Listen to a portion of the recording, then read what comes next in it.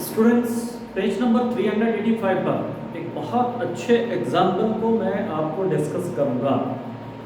इस तरह के एग्जाम्पल्स एग्जामिनेशन के दृष्टिकोण से और ख़ासतौर से कंपटीशन के दृष्टिकोण से बहुत इंपॉर्टेंट होते हैं। ये आपकी मेमोरी पर आधारित होते हैं और अगर आपकी प्रैक्टिस अच्छी है तभी आप इस तरह के एग्जाम्पल को सॉल्व कर पाएंगे। ठीक है, तो अगर आपने पीछे से अच्छे से रिविजन किया है, पीछे से वीडियोस को सही प्रकार से देखा है, लर्न किया है, तो आपके लिए बड़ा आसान होगा। Otherwise it's going to be very typical. फिर भी आप ध्यान देंगे तो मैं आपको इसको बहुत इजीएस्ट वे में आपको एक्सप्लेन करूंगा। ठीक, देखिए क्वेश्चन समझना है पहले हमें क्या है। एक कार्बनिक यौगिक A है जिसका आणविक सूत्र C8H8O है। यानी ये कोई कार्बनिक यौगिक दिया हुआ है जिसका आणविक सूत्र हमें दिया गया है, लेकिन संरचना सूत्र क्या है इसकी हमें जानकारी नहीं है। आगे बढ़ते हैं। ये 2,4-डाइनाइट्रोफेनिल हाइड्रोजन अभिक्रमक के साथ नारंगी लाल रंग का अवक्षेप देता है। अब जैसे ही ये 2,4-डाइनाइट्रोफेनिल हाइड्रोजन के साथ अभिक्रिया करता है तो मैंने आपको बहुत सारी टेबल बताई थी और टेबल में बहुत सारी एग्जाम्पल रिएक्शंस कराई थी और वो बताया था कि 2,4-DNP हाइड्रोजन के साथ में आमतौर पर या तो एल्डिहाइड्स या कीटोन्स अभिक्रिया देते हैं। तो इस रिएक्शन को जब मैं इसके साथ कनेक्ट करता हूं तो मुझे पता चलता है कि दिया गया आणविक सूत्र या तो किसी एल्डिहाइड का है या किसी कीटोन का है। क्लियर है? आप पीछे पर्चे अपने उलट करके देखेंगे, अपने पेपर्स उलट करके देखेंगे, नोट्स जो मैं आपको दे रहा हूं, तो वहां पर आपको ये रिएक्शन आसानी से दिख जाएगी। और सोडियम हाइड्रोक्साइड की उपस्थिति में आयोडीन के साथ गर्म करने पर, तो ये सोडियम हाइड्रोक्साइड की उपस्थिति में आयोडीन के साथ गर्म करना है। तो अभी मैंने आपको एक हैलोफॉर्म अभिक्रिया पढ़ाई थी, है ना? तो ये उसी का एग्जाम्पल है। अब हैलोफॉर्म अभिक्रिया के लिए आपको पता था कि एक तो कीटोन होना चाहिए, नंबर 1 बात, और एक उसमें मैथिल समूह जुड़ा होना चाहिए, नंबर 2 बात। तो यहां से ये पता चलता है कि एक तो कीटोन हो, एक बात, और एक उसके साथ में कोई मैथिल समूह हो, तभी जाकर के हैलोफॉर्म अभिक्रिया संपन्न होगी। तो यहाँ कोई R होगा, है ना? अब मैं एक बात ध्यान देता हूं कि एक दो कार्बन और यहाँ कितने हैं C8 में, यानी 8 में से 2 गए 6 कार्बन बचे। तो 6 कार्बन का रिंग जो अगर आपका हो सकता है वो हो सकता है ये बेंजीन रिंग। ठीक, तो इस तरह से 2 समीकरणों के अनुमान के आधार पर मुझे पता चला कि ये C6H5COCH3, आप फॉर्मूला भी जोड़ सकते हैं, C6H5, है ना? और तो 2 कार्बन ये जोड़ दिया ना मैंने, C6H5, ठीक है, COCH3, तो क्या बन गया देखेंगे आप, C8H8 और O, ये फार्मूला हमें प्राप्त हो गया। तो लगभग हम आणविक सूत्र तक से संरचना सूत्र की ओर पहुंचने लगे। अभी आगे बढ़ते हैं। जरूरी नहीं है कि यही यौगिक हो। उसने कहा यह यौगिक टोलन अभिक्रमक अथवा फेलिंग विलयन को अपचयित नहीं करता। तो टोलन अभिक्रमक, देखिए मैंने कहा था कि ये पॉसिबिलिटी है कि A या तो कोई एल्डिहाइड हो या कीटोन हो, नंबर 1 बात। नंबर 2 बात, आयोडोफॉर्म अभिक्रिया से यानी हैलोफॉर्म अभिक्रिया से ये पता चल रहा था कि इसमें एक कीटोनिक समूह होगा और एक मैथिल समूह होगा, 2 बात। और इसकी पुष्टि करने के लिए भी ये पता चल गया कि ये फेलिंग विलयन और टोलन अभिक्रमक या ब्रोमीन जल अथवा बेयर अभिक्रमक के साथ अभिक्रिया नहीं करता। ये सब मृदु ऑक्सीकारक है ना? तो एल्डिहाइड्स जो थे वो तो टोलन अभिक्रमक और फेलिंग विलयन के साथ अभिक्रिया करते हैं, लेकिन कीटोन नहीं करते। तो इसका मतलब ये जस्टिफाई होने लगा है कि दिया गया आणविक सूत्र जो है वो किसी कीटोन का है जिसमें एक मैथिल समूह है। तो इस बात की पुष्टि हमें धीरे धीरे होने लगी। और अब जरा मैं इसकी अभिक्रिया इसके साथ कराता हूं। इसने कहा ना कार्बनिक यौगिक ए जिसका आणविक सूत्र C8H8O है 2,4-DNP हाइड्रोजन अभिक्रमण के साथ।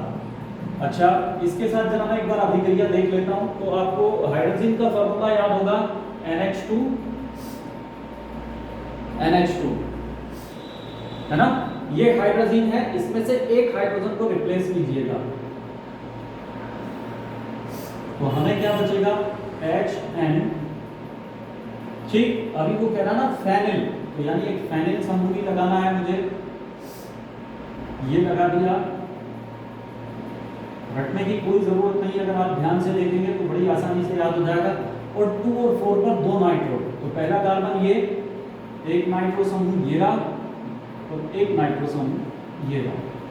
तो आणविक सूत्र C8H8O वाला यौगिक 2,4-डाइनाइट्रोफेनिल हाइड्रोजन के साथ अभिक्रिया करता है। तो अभिक्रिया के फलस्वरूप क्या घटित होता है, ध्यान देंगे आप, इसका ये H2, इसका ये O, तो माइनस का H2O, और बाकी को जोड़ करके झुका क्यों लिख दीजिएगा।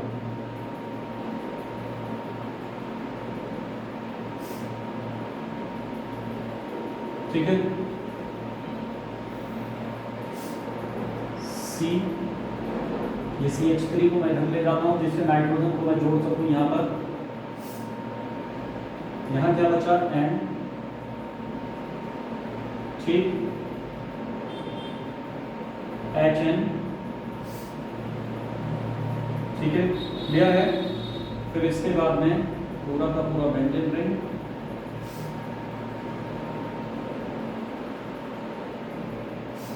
और इसकी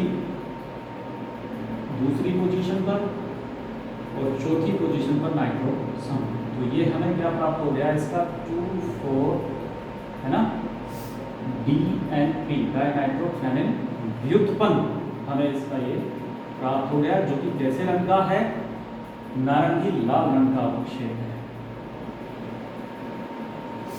नारंगी लाल रंग के रूप में अवक्षेप के रूप में हमें प्राप्त होता है। अभी कोई जरूरी नहीं कि हमारा उत्तर जस्टिफाई हो गया। अभी कह रहा है कि यह यौगिक टोलन अभिक्रमक और फेलिंग विलयन को अपचयित नहीं करता, यानी इनके साथ अभिक्रिया नहीं करता, किंतु इसने एक बात और की, यह क्रोमिक अम्ल है ना द्वारा प्रबल ऑक्सीकरण से कार्बोक्सिलिक अम्ल बनाता है। ठीक है, और साथ साथ आयोडीन और सोडियम हाइड्रोक्साइड के साथ गर्म करने पर एक पीले रंग का अवक्षेप देता है। इस वाले यौगिक की बात करेंगे तो मान लो हमारा C8H8O यही यौगिक था, कौन सा, C≡CH3, ठीक है, ये कौन सा यौगिक था, A, जिसका आणविक सूत्र क्या है, C8H8O है। ठीक, ये NaOH की उपस्थिति में आयोडीन के साथ अभिक्रिया करता है। इस अभिक्रिया को हेलोफॉर्म, मैंने बताया था, अगर क्लोरीन ले रहे हैं तो क्लोरोफॉर्म बनेगा, आयोडीन ले रहे हैं तो आयोडोफॉर्म बनेगा, ब्रोमीन ले रहे हैं तो ब्रायोफॉर्म बनेगा। तो इसको क्या बोलेंगे, आयोडोफॉर्म अभिक्रिया के नाम से ही, या आप सिंपली इसको क्या लिख सकते हैं, हेलोफॉर्म अभिक्रिया का ये एग्जाम्पल आपके सामने है। तो हेलोफॉर्म अभिक्रिया में आपने एक बात नोटिस की थी कि एक मैथिल समूह होना चाहिए, एक कीटोन होना चाहिए। तो दोनों चीजें यहाँ पर कंडीशन में हैं, और आपको पता था इसका सोडियम लवण प्राप्त होता था। तो यहाँ पर अगर आप ध्यान देंगे तो C≡O, इस तरह की इक्वेशन अभी इससे पिछली वीडियो में ही मैंने कराई है, और ONA, तो प्लस ये जो CH3 है ये रिप्लेस हो जाएगा किसमें, CHI3 में, आयोडोफॉर्म में रिप्लेस हो जाएगा। और इसी का कैसा अवक्षेप बनता है, गर्म करने पर पीले रंग का अवक्षेप बनता है। तो ये पीला रंग हमें प्राप्त होगा, जो इस बात की पुष्टि करता है, यानी ये पुष्टि कर रहा है कि दिया गया यौगिक A यही है। ठीक, अभी उसने कहा कि ये जो A है ये क्रोमिक अम्ल द्वारा प्रबल ऑक्सीकरण से। तो प्रबल ऑक्सीकरण कीटोनों का ही पॉसिबल है, ठीक, यहाँ भी एक बात की पुष्टि होती है। और क्रोमिक अम्ल H2Cr O4 से, ठीक है, ऑक्सीडेशन के फलस्वरूप, ऑक्सीडेशन की अभिक्रिया आपने कीटोनों की पढ़ी है, हमें क्या प्राप्त हो जाएगा, एक कार्बोक्सिलिक अम्ल दे रखा है क्वेश्चंस में, तो ये हमें प्राप्त हो जाएगा COOH। तो उसने कहा यौगिक A और B को पहचान करिए, B ये रहा बेंजोइक एसिड 6,6,H5COOH और A ये, ठीक, और कहा कि अभिक्रियाओं को समझाइए। तो आप देखेंगे कि सारी रिएक्शंस आप पहले इस्तेमाल कर चुके हैं, ठीक, केवल अगर आपने अच्छे से प्रैक्टिस की होगी तभी आप ये क्वेश्चन आसानी से हल कर पाएंगे, otherwise it is too difficult. और आसान भी है, अगर आपकी प्रैक्टिस अच्छी है तो आप इन सब चीज़ों को पहचान कर सकते हैं।